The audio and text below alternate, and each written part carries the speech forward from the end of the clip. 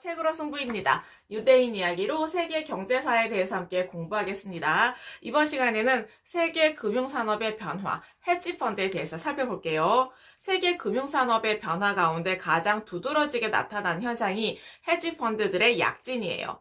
상상을 초월하는 그들의 연봉이 이것을 이야기하는데요. 2008년 금융위기 이후에 헤지펀드 업계의 수익률은요, 그렇게 좋지 못했어요.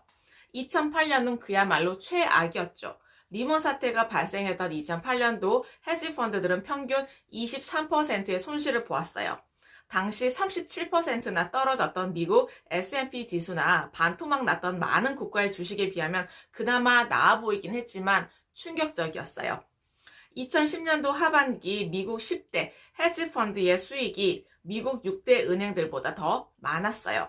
조지 소로스의 퀀텀 펀드 등 상위 10개 헤지펀드는요, 2010년 하반기 고객들에게 280억 달러의 수익을 배정했어요.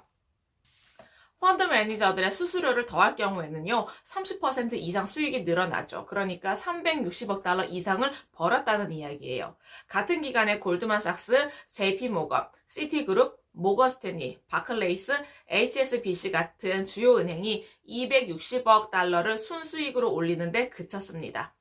100여 명의 인력으로 운영되는 헤지펀드 수익이 수만 명의 인력을 고용하고 있는 투자은행보다 더 많았습니다. 그렇지만 2011년에는 헤지펀드들의 무덤이었어요. 업계 평균 수익률은 마이너스 10%였어요. 특히 헤지펀드 전략 중에 가장 큰 비중을 차지하고 있는 주식 롱숏 펀드는 평균 19%의 손실을 봤어요. 2010년에 약진을 기록했던 존 폴슨과 소로스의 참패는 아주 기록적이었어요. 그럼에도 안정적인 분산 투자와 시스템 투자는 여전히 진가를 발휘해서 제임스 사이먼스 같은 상위 헤지펀드들의 수익은 확연히 높았습니다. 불황기에도 전혀 흔들리지 않을 정도로 그들의 투자 기법이 고도화되고 있다는 증거죠. 보스턴에서 신발 공장을 하는 유대인 가정에서 태어난 사이먼스는요, 어려서부터 천재의 소리를 들으면서 자랐어요. 매사추세츠 공과대학에서 수학을 공부하고 버클리 대학교에서 23살에 미분 기하학으로 박사학위를 땄어요. 그 뒤에 매사추세츠 공과대학교 수학 교수로 재직을 하다가 베트남 전쟁 당시 국방부 암호해독 전문가로 활약했어요. 베트남 전쟁 이후에 하버드 대학과 뉴욕 주립대학교 수학과 학과장을 역임했죠. 그랬던 그가 메릴 린치 브로커에게 결혼 축의금 5,000달러를 맡겼더니 원자재에 투자해서 8개월 만에 돈을 10배로 불려놓은 광경을 목격을 하고 자신의 강점이 수학적인 분석법을 이용하면 차익 거래에서 충분히 승산이 있을 거라고 판단을 했어요. 그래서 1976년 수학 교수를 하면서 림로이 헤지펀드를 만들어서 그의 이론을 직접 실험했어요. 헤지펀드는 원유부터 외환까지 돈이 되는 곳이라면 어디든 뛰어들어서 고수익을 노리는 펀드예요.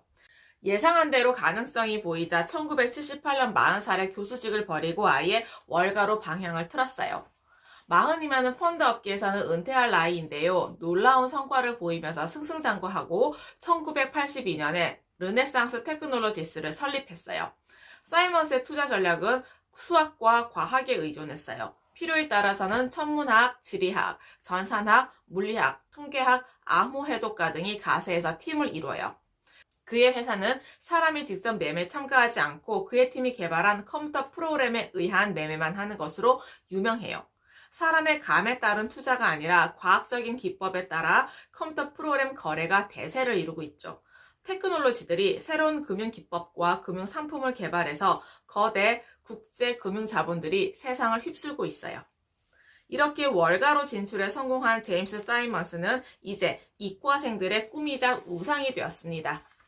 이 과학적 시스템 투자 기법은 다우 지수가 3분의 1 토막 났을 때도 높은 수익을 낼 수 있다는 것을 보여주었어요.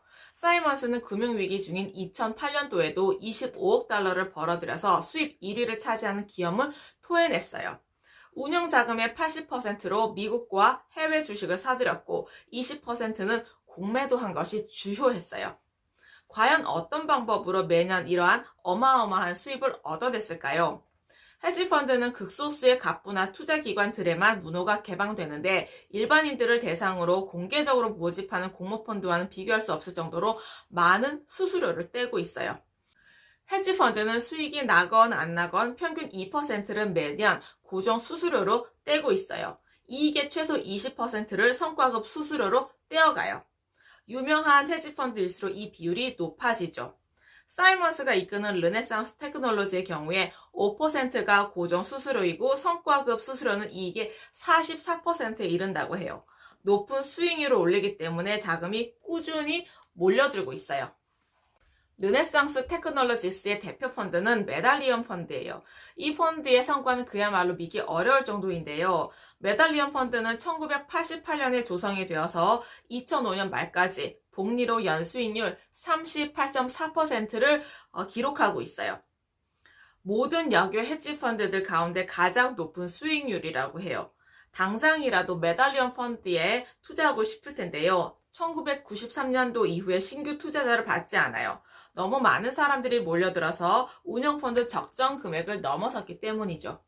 한편 제임스 사이먼스가 어떤 식으로 투자해서 그렇게 높은 수익을 올렸는지 잘 알려져 있지는 않아요. 투자 기법은 영업 기밀로 엄중히 보호되고 있죠. 다만 사이먼스의 투자 전략이 경제학이 아닌 수학과 과학에 크게 의존하고 있다는 점은요, 유일하게 공개된 사실이라고 합니다. 어떠셨나요? 과거의 지혜와 지식을 통해서 현재와 미래의 삶이 좀 더 의미 있고 풍성해지시길 기원합니다. 감사합니다. 지혜와